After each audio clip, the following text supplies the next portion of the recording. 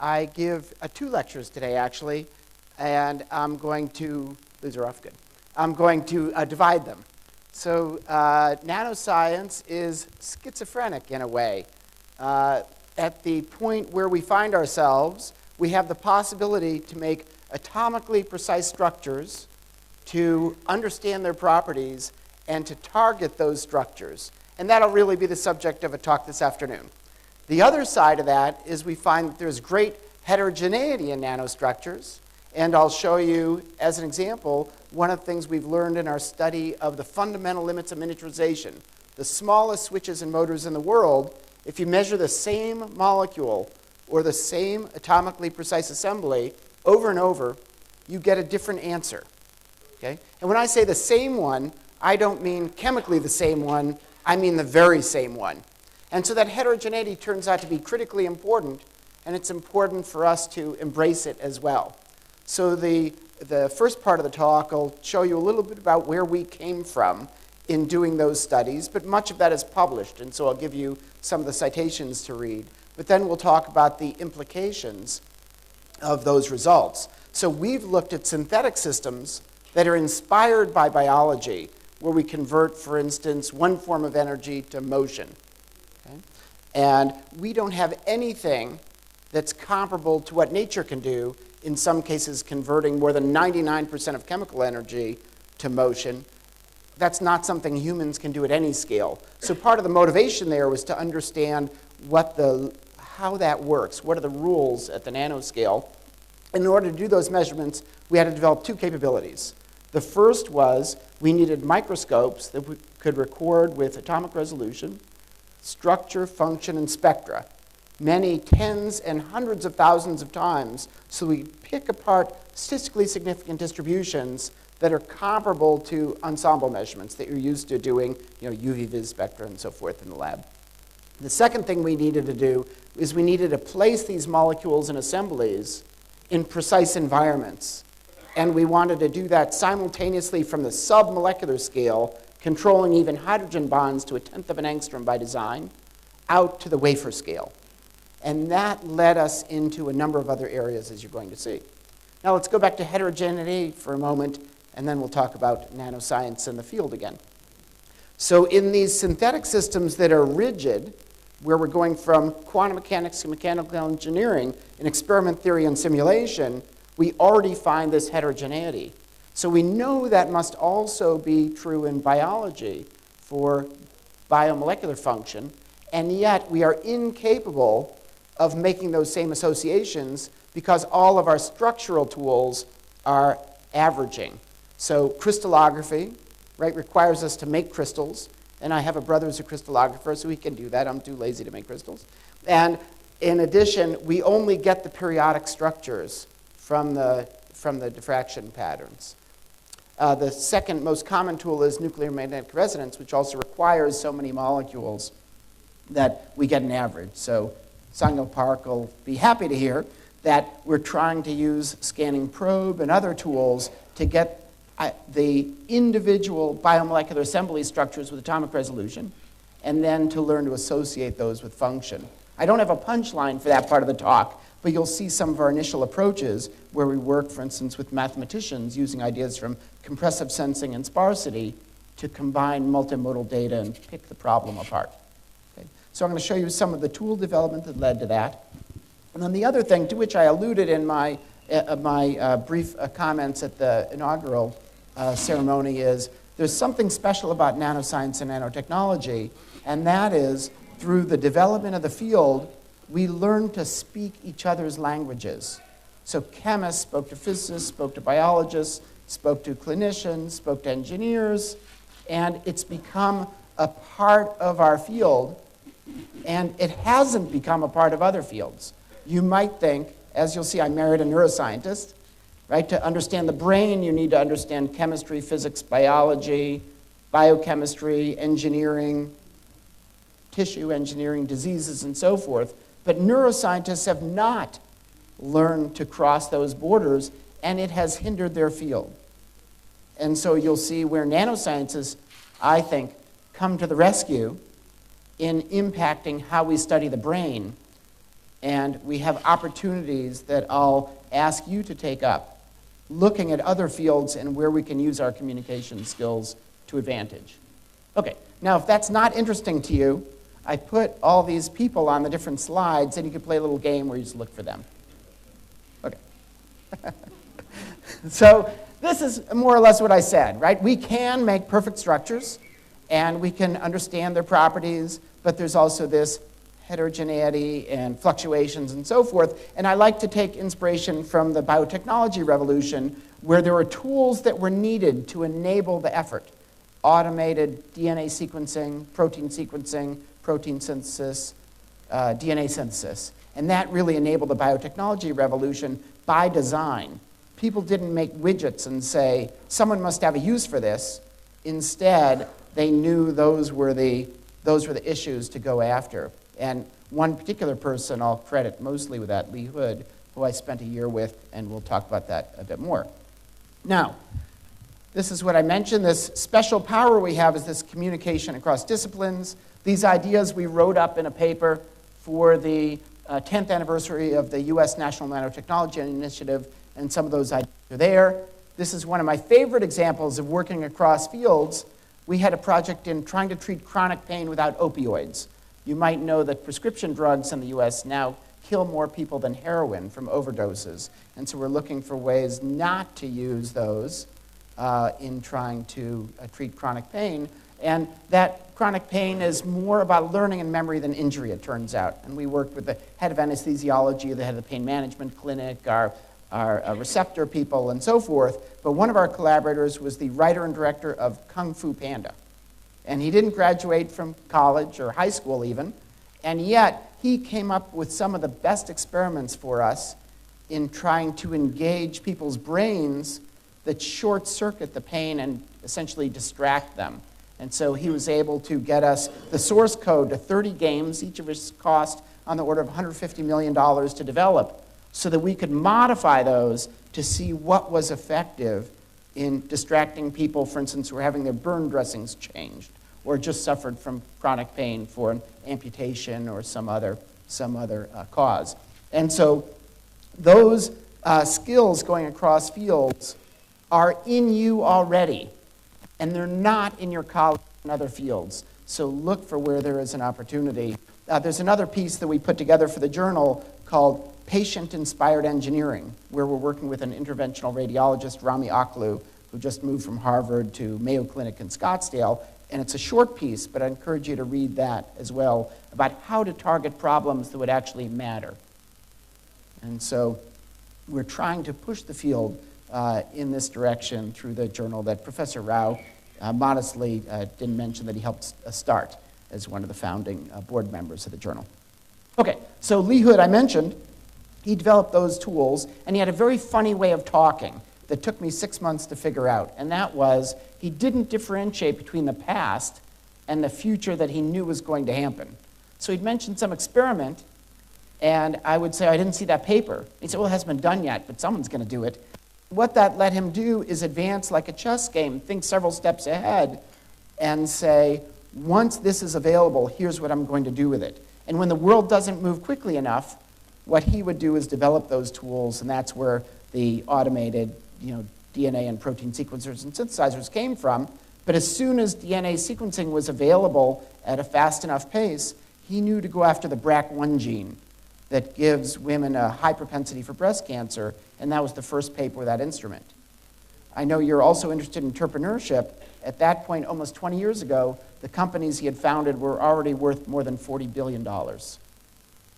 And so there's a lot you can do by identifying problems and finding ways to address those problems. Okay. Now, once upon a time, we built STM. We still build our STMs in our laboratory by hand because we're trying to add new capabilities. But I saw a bunch of atoms on a surface, and I was wondering why they were sitting where they were. They were actually xenon atoms, my favorite rare gas. If you breathe it, it makes you talk real low. But don't do that because you have to go upside down to get it out of your lungs, which is I do for my freshmen. And I wanted to find out why they're in the middle of a surface, and so I programmed this microscope to slide them out of the way. And then I found there was a defect on the surface. Now, the fellow I worked with, Don Eigler, figured if he spelled IBM, that was after I left, he'd get much more attention. He also learned to make precise structures, and we've done that in many systems now. Okay? So this idea that we could do more than just measure structure opened up the world. Okay? And in particular, what I think is the most important STM image of all time is this one. So Joe Strosio and Randy Feenstra, then both at IBM Yorktown Heights, looked at the stoichiometric gallium arsenide 110 surface. So equal numbers of gallium and arsenic atoms. And you remember from the periodic table, arsenic is to the right, so it's more electronegative. So it's a charge transfer from the gallium to the arsenic, which passivates the surface without any further reactions. And so because of the charge transfer, all the filled orbitals sit on the arsenic, and the empty orbitals sit on the gallium. So if you use the STM tip and you tunnel into the surface, you can only put electrons where there are holes, and so those are on the gallium atoms. Okay? And then if you have the electrons tunneling in the other direction by applying a positive bias to the tip, you only look at the filled orbitals, which are the arsenic atoms. When you overlay those two images, as they did here, you get both, but what you've really done is you've put on goggles as if you're a molecule or an atom or part of a molecule, really, looking at the electrophilic and nucleophilic sites on the surface. And that idea that you could look at a surface with atomic resolution the way an atom or molecule sampling it opened up the world of chemistry. And then we realized there were other spectroscopies we could develop that would give us complementary information. And I'll show you a couple of examples of those and the motivation for them on the next slides. Before we do that, so I live down the street from Hollywood, and I gave a talk at the Directors Guild, and I was trying to explain to them why it was so important for us to do this work and to understand the structures of biomolecules and the problems with averaging. And so I took this picture of the Oscars, right? These two don't sit next to each other anymore, I understand. Oh, well, yeah. And National Geographic says, if you average all these faces together, here's what you get. You lose resolution of features, you lose the interesting heterogeneity, some beautiful, some less so, you know. And a more scientific way of saying that might be when Watson and Crick took Rosalind Franklin's X-ray data and got the double helix structure, they didn't get sequence information, they didn't get epigenetic information, they didn't get methylation or anything else. That took decades more technology to pick that basic and important system to us apart. Okay, now let's get into our world. So we had thought many people were studying metals and semiconductors, and with scanning tunneling microscopes in the early days, IBM and Bell Labs kind of owned the semiconductors, and at universities they were working more on metals, but there are a tremendous number of interesting insulators in the world. And so we wanted to be able to do spectroscopy on insulators, not just structural measurements like an atomic force microscope might build, and so might be able to do. And so we wanted to try and dribble electrons back and forth between the tip and sample at frequencies higher than the charge dissipation rate, which should be in the gigahertz. And so we built a microwave frequency STM, so we do spectroscopy on insulators. And in order to understand how it worked, we tried to apply it to as broad a distribution of samples as we could get.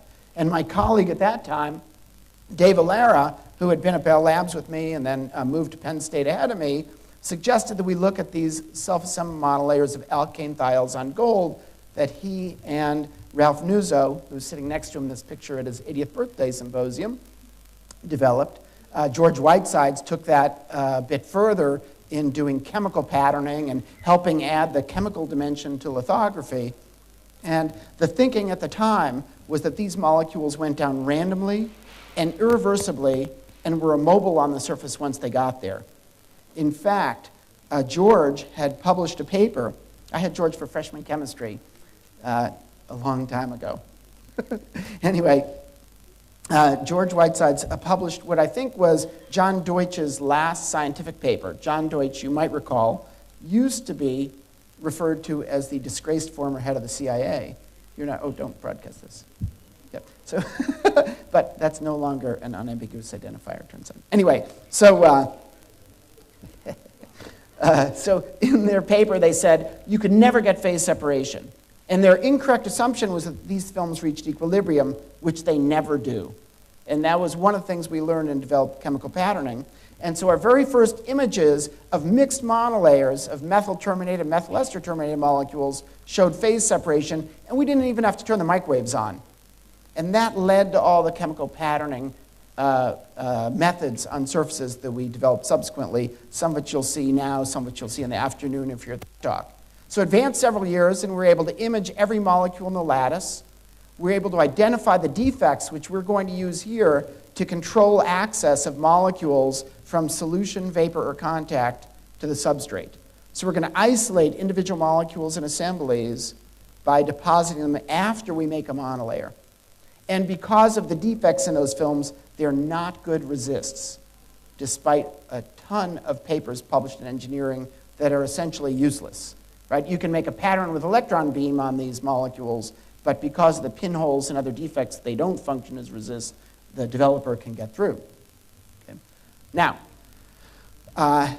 we worked out all the defects, and we learned how to process the films in order to control them. And in America, starting about now, the movie Love Actually is going to be shown 1,000 times by Christmas. And in that movie, if you've seen it, there's a character who's basically a direct rip-off of the singer Robert Palmer, played by Bill Nighy, who surrounds himself by this beautiful matrix. And because he sings and dances, and in one late scene takes his clothes off, we watch him instead of the matrix. And so that's what we're going to do with our STM tip. We're going to place it over Bill Nighy, and we're going to measure function. Okay? So here's a synopsis of 10 years' worth of data put on one slide so we can move on to some of the new tools and what we're trying to do in biomolecules and other areas. So we isolate these individual molecules, as I mentioned, and here we're looking at oligophenylene and thionylene molecules. You don't need to know that. Just know that they're fully conjugated. They're alternating multiple and single bonds, and they were found in bundles of 10,000 to be hysteretic conductance switches. So Mark Reed at Yale punched a hole in a silicon nitride membrane, put metal on one side, deposited molecules in, put metal over the top. We don't like that because we can't measure the environment, but he showed this hysteresis in the IV curves. And so we wanted to understand how these molecules switched and if a single molecule could function as a switch. And so we opened up the system.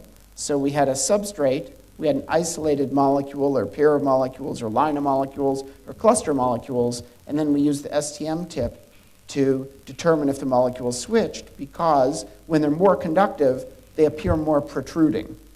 So that apparent height is our proxy for conductance. Okay? And indeed, single molecules could switch, and then we took on the mechanism. And 5 different research groups had proposed 6 different mechanisms of switching. One group had 2 bets.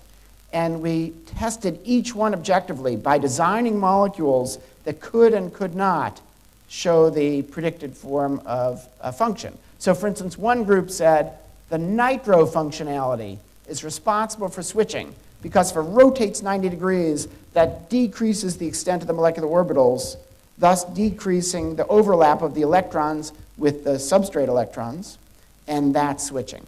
And so we deleted the nitro group, or more specifically, we asked Jim Tour to give us the molecule without the nitro group on it, and we showed it still switched. And so we saw that mechanism was wrong. And to our chagrin, all 6 mechanisms turned out to be wrong. And we got a little bit lucky in seeing that when the matrix around the same molecules we're measuring became disordered by some diffusion of the matrix molecules over to a region of less density on the surface, the same molecules that at room temperature had been stable for minutes or hours were now only stable for seconds or milliseconds. So we knew the tightness of the matrix was important, and that meant motion was important. Okay. So Zach Donhauser, now head of chemistry at Vassar in the group, was the one who made that observation. He figured out he could add more matrix molecules from vapor to tighten the matrix up. And he used a different chain length so we could show where the new molecules went, and they go in the defects and around the functional molecules and step edges, as you'd expect. He, at that time, was teasing another person in the group, Penelope Lewis. Some of you know her from ACS, where she's in charge of all the journals. And he said she was smarter than her, which turned out to be false as well. And so she wanted to prove she was smarter, So what she did is she took a matrix that had built-in hydrogen bonds, and with the amides shown there, that doubles the interaction strength between the chains and tights the matrix in one step instead of the 3 steps that he took.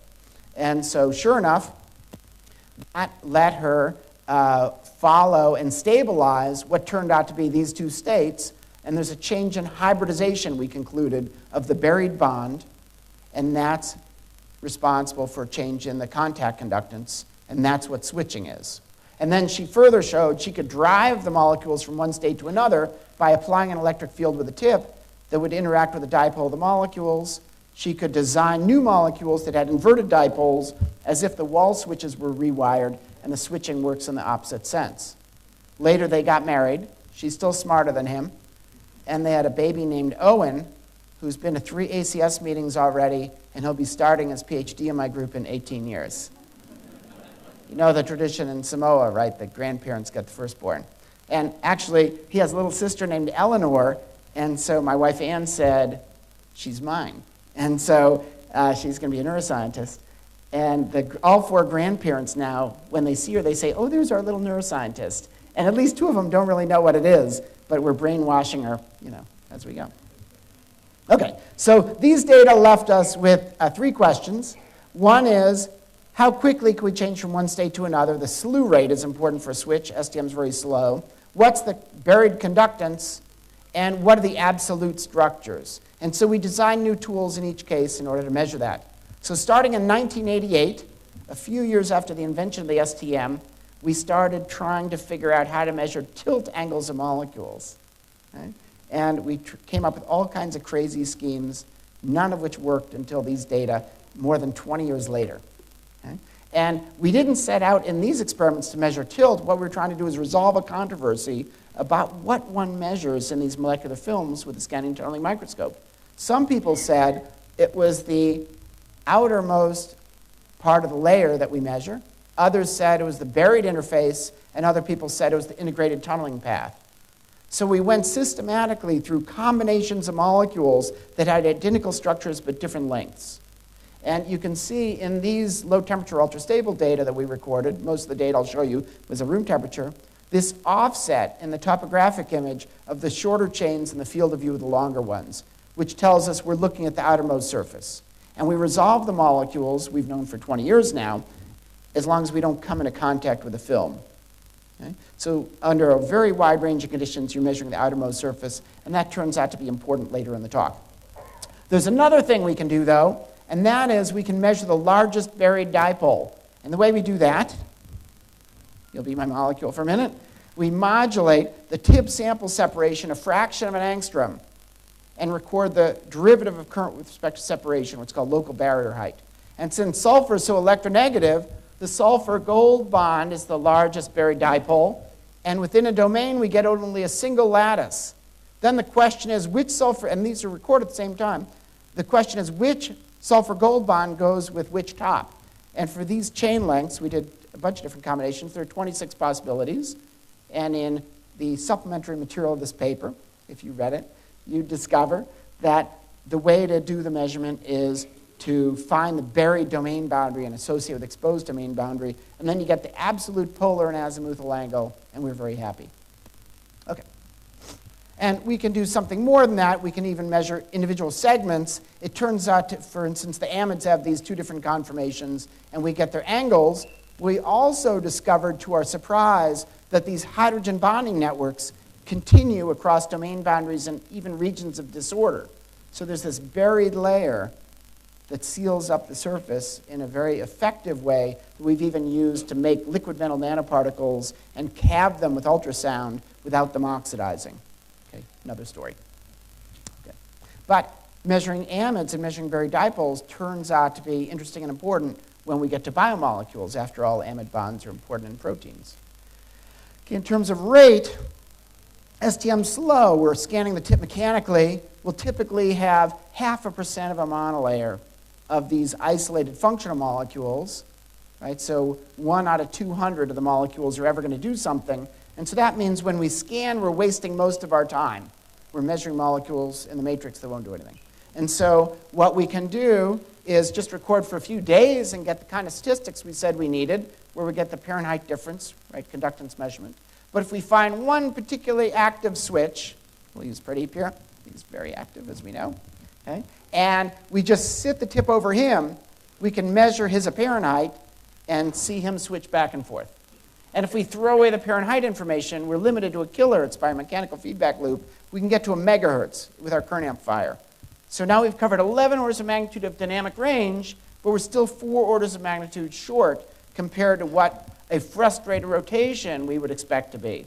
And so we brought the microwaves back. And again, we looked at a series of different molecules, dielectric response of a single molecule, because we have this terrible impedance match between our electronics and our tip sample junction.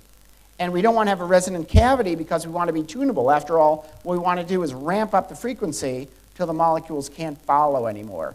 So we're working on that electronics problem. But in the meantime, with a small amplitude modulation, what we can do is look at the response of the electrons. And that's called polarizability. It's the base of dispersion forces, like van der Waals interactions. Okay? And we know how to calculate that very easily. Even I could do that as a graduate student when I figured out elastic scattering cross-sections. As a saturated molecule changes length, the polarizability varies linearly. Pi electrons are more polarizable, and so we see that in the amides. We see even more polarizability. Where's this thing now? There it is. Okay. I have to look up here, I guess. In the fully conjugated molecules. But the interesting case is looking at the same switch molecule in the on versus the off state. After all, the electrons of the molecule haven't changed from one case to another, but we're changing the conductance of that buried bond. And we see a factor of 2 difference in polarizability, which tells us that the contribution from the substrate electrons through the bond in the on state are at least as large as the sum of the contributions of all the electrons of the molecule in the off state. Okay? So now the same molecule, we see a different polarizability, and we have a way to measure that buried bond. For the later part of the talk, in biomolecules, we discovered we're sensitive to multiple bonds, heteroatoms, molecule-molecule contact, and especially molecule-substrate contact. And you'll see that come into play as we go. Okay. Now, about this time, this neuroscience colleague walked into my laboratory and asked me why we were doing all this useless stuff about little molecules moving and not doing anything for the world and so forth. And that hurt. You know? And I, kind of taken aback, I said, what do you think we should work on?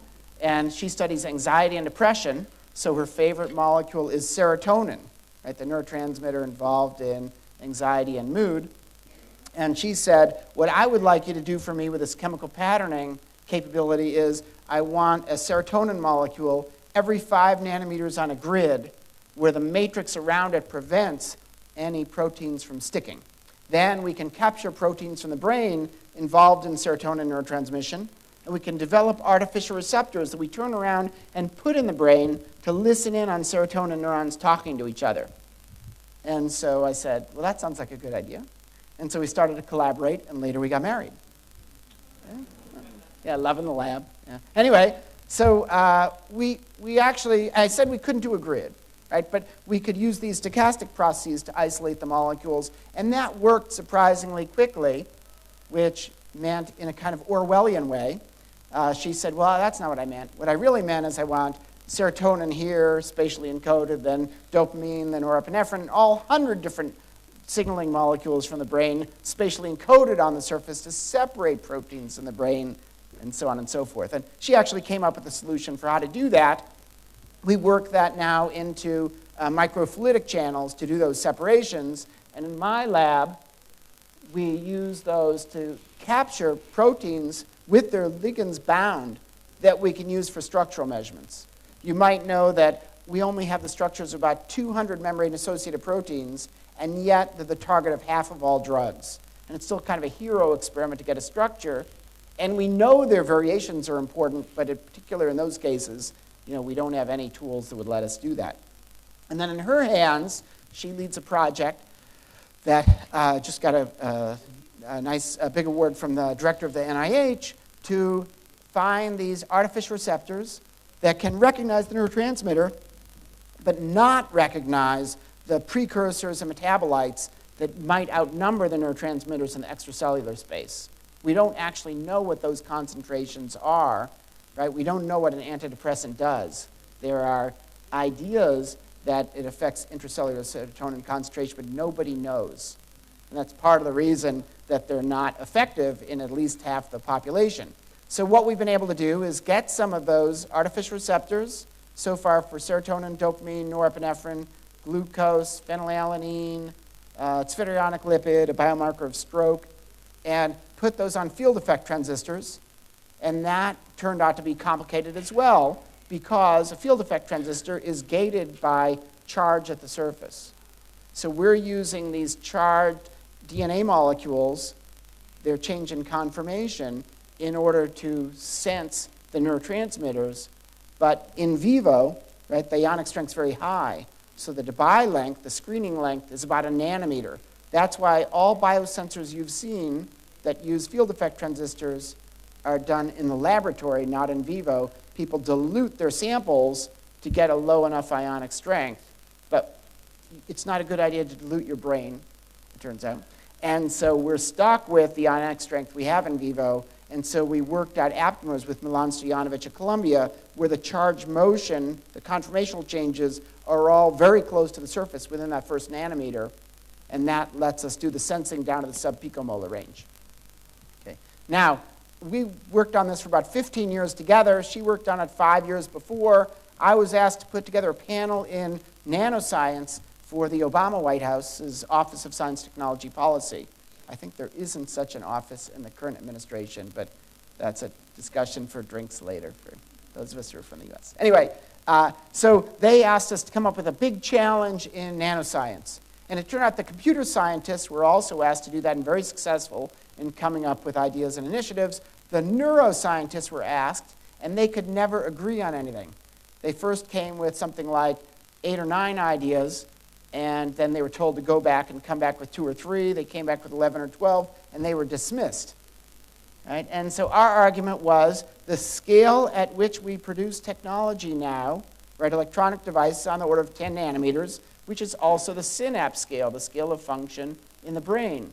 So if we can use that technology to effect to measure how cells talk to each other, in particular what we decided was to measure entire neural circuits, to understand what a thought is, what a memory is, the difference between function and malfunction in healthy brains and either diseased brains or animal models of disease.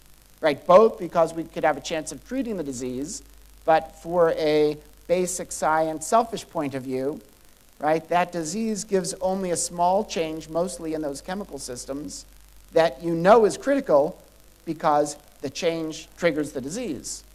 And so we fought, though, because we had most of the rest of the committee was physicists and engineers who said the brain's a computer, measure voltages, and you're done. But the brain isn't a computer, right? We have these 100 interpenetrating heterogeneous networks. They're not quite orthogonal, right? And we have this large number of connections between cells and so ultimately we fought this out in the literature and other places, and after about 2 years the NIH came in and said, we're not going to support this unless you measure the chemistry. So that's when it got supported, and we got to go to the White House for President Obama's announcement, and we're still off to the races. We wrote a technology roadmap before the announcement as a proposal for this effort that I'd encourage you to read if you're interested. Now, we've developed lithographies that let us print transistors and then let us functionalize these with the different neurotransmitter sensing molecules, and we've gotten, as you'll see, all the way into tissue with these. But we can make those in the thousands and tens of thousands up to the millions. We can transfer them to polymers to put in, for instance, contact lenses or stickers we put on skin to do chemical sensing there. Along the way, we developed this lithography we'll talk about a little bit more this afternoon. And then this is Nako Nakatsuka, our next PhD. She just finished drafting her thesis. I saw Dropbox changing this morning. And she was the one who really delivered ultimately on using these field effect transistors. So this is an illustration of why they're working for us and why they haven't worked, for instance, in enzymes. The enzyme action takes place so far off the surface that you need to do the dilution in order to be able to do a measurement. Same thing for antibodies. And our efforts have focused on getting that charge motion down at the very close to the surface. That paper's just back from referees and should be turned around hopefully in the next week or so. Remember I said it's important that we're sensitive to the neurotransmitter but not very closely related molecules. So the biological precursor for serotonin is 5-hydroxytryptophan, was actually what you eat, tryptophan, the amino acid, and that's converted through biochemistry in you into serotonin. This molecule is the metabolite. There was an aptamer known for dopamine previously, but it had a very high cross-reactivity to norepinephrine, which was useful in the laboratory, but not useful if you went in vivo. And so this is a new aptamer that shows we're not sensitive to norepinephrine. You might know L-DOPA as the Parkinson's medicine. It's the precursor to dopamine, so you can make more dopamine. We're also insensitive there. And then we took mice that lack the ability to synthesize serotonin, and took their brains, I'm afraid, and homogenized those, and put the sensors in, and then spiked the tissue with serotonin so we could control the sensitivity. And while we're less sensitive than just working in solution, this is actually the range we want, which is in this picomolar to nanomolar range is what we expect to find in the brain. And those sensors are stable for at least 12 hours in our initial experiments. Okay. These same sensors will be useful in other places. For instance, an intensive care unit. Right? If you can tell someone has a stroke, you can intervene quickly and basically save their brain or most of their brain function, as opposed to later tests that would slow you down. Okay. Yep. Let's go on to the last part, which is trying to use tools to get these individual molecule structures. So Chen Wang, the director of the Beijing Nano Center, saw this work we did on the monolayers that were looking at the outermost surface, and then he took artificial, synthetic oligopeptides that formed amyloids. And he put them down on a surface, and he could show where they folded by looking at that outermost surface. But we've been friends since he was a graduate student at University of Virginia, and he saw the other work we were doing, and he said, well, you can look underneath the surface, and you get the buried interface. Why don't we stack up the modalities and get the entire atomically resolved structure? So just adding the microwave shown here, right, what looks like aliasing is actually where beta sheets are coming into contact with the surface. So we can use the microwaves to identify the amino acid because of our sensitivity to pi electrons and heteroatoms, and we can identify their orientation by looking at how the side groups come into contact with the surface and to some extent with each other. And so the first time we did this, we got an atomically resolved structure, and it only took us 2 years, and we didn't learn anything. Now, 2 years is pretty slow. If you want to look at thousands and measure heterogeneity, I'm willing to wait, but some of my graduate students wanted to get their PhDs before, millennia. Oh, well, what can you do? Impatient. So this really got our foot in the door, and what we did is we started working with mathematicians in the area of compressive sensing and sparsity. So those of your engineers know the Nyquist theorem is wrong, and Terry Tao in our institute won the Fields Medal, the math equivalent of a Nobel Prize for that, but as far as I can tell, he only speaks math.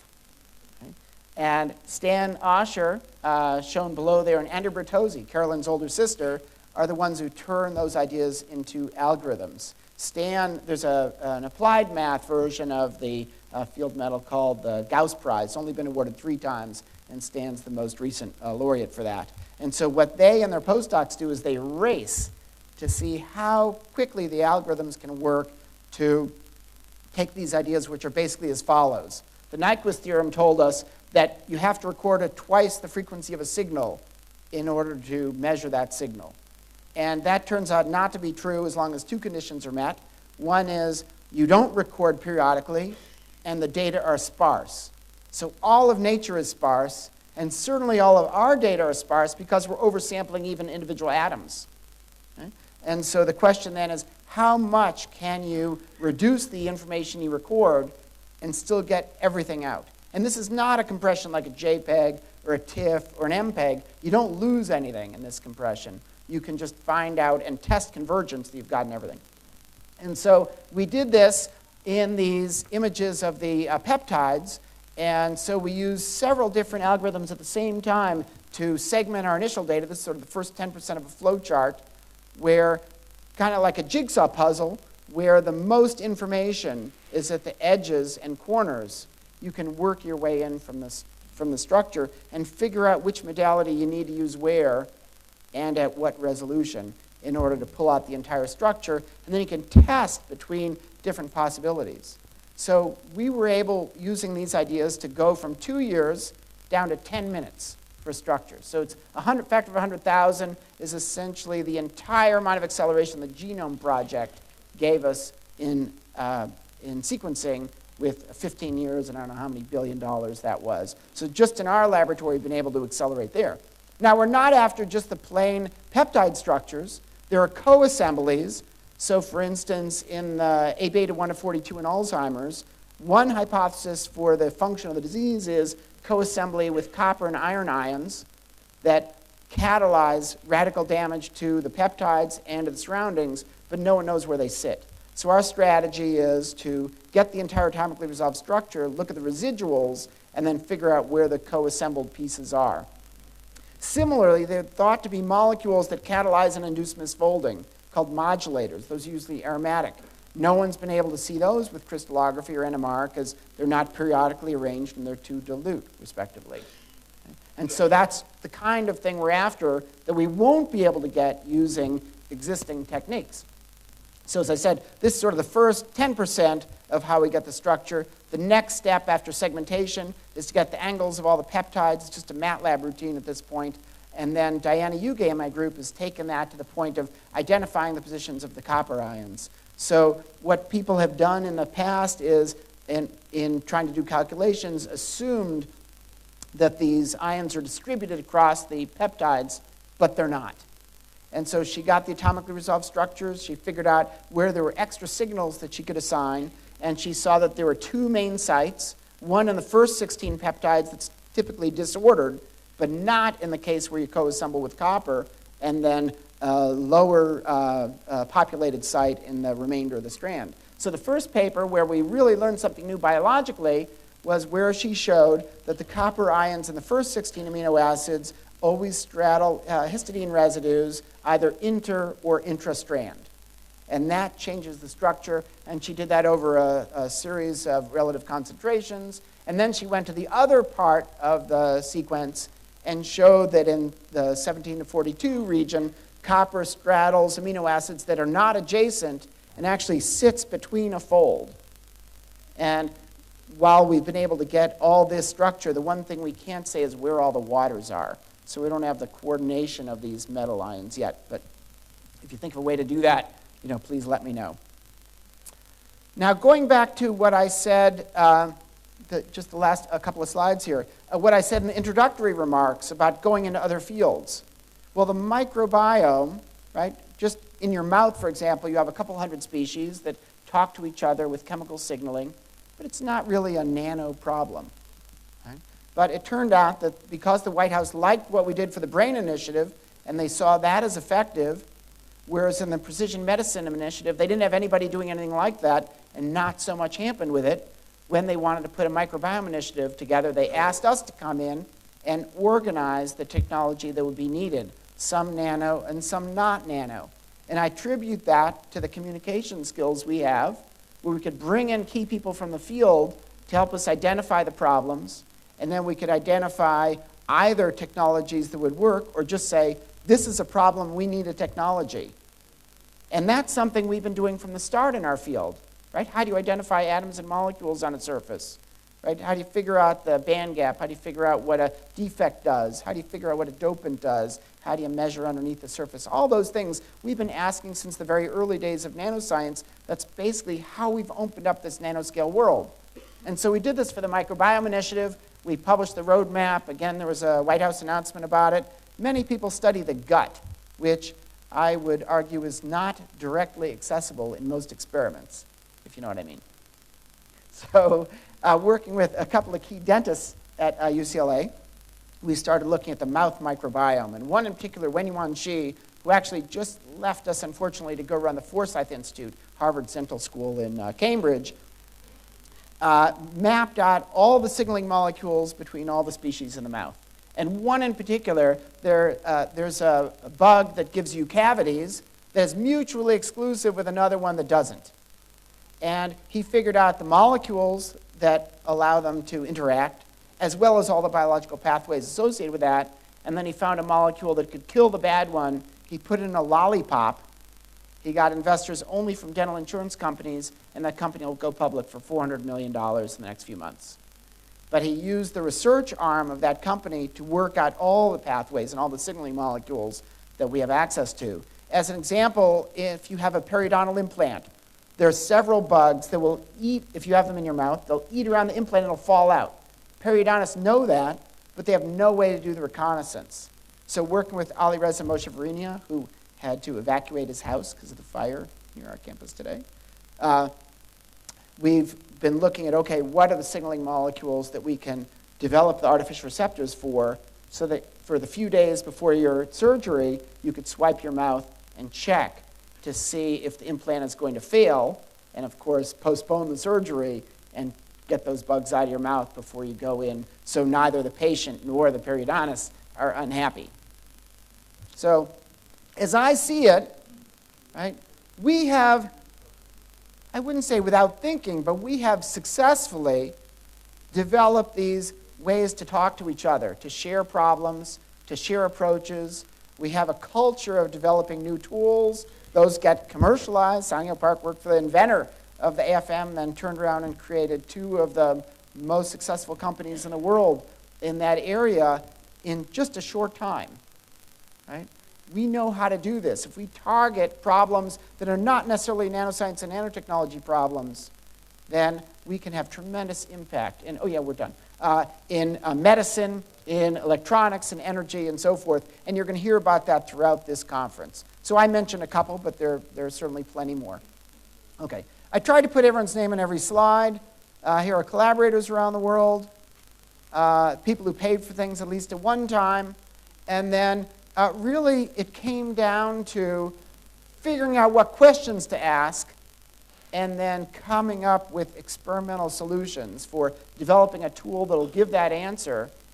What we found once we had some of those tools is we could put them together in interesting ways to learn even more, and hopefully, for example, about biomolecules, biomolecular assemblies. I'll point out the ideas in math apply not just for scanning probes. They're just convenient for scanning probes because we can tell a tip where to go. They also apply in electron microscopy, optical microscopy, astronomy, reconnaissance, entertainment, cell phone cameras, other areas, and you're going to see the effect of those, I hope. So if you've seen the movie Groundhog Day, you'll know that after many thousands of days, like the graduate students and postdocs in the lab, Bill Murray was able to create something beautiful, and that's what we hope to show you, and that I hope you'll be showing us and sending those papers to ACS Nano to when you make the, those advances. So thank you so much, and congratulations on this wonderful meeting. Before we leave the esteemed speaker, Professor Paul, I would request Professor Sienna Rao to give a memento to Professor Paul.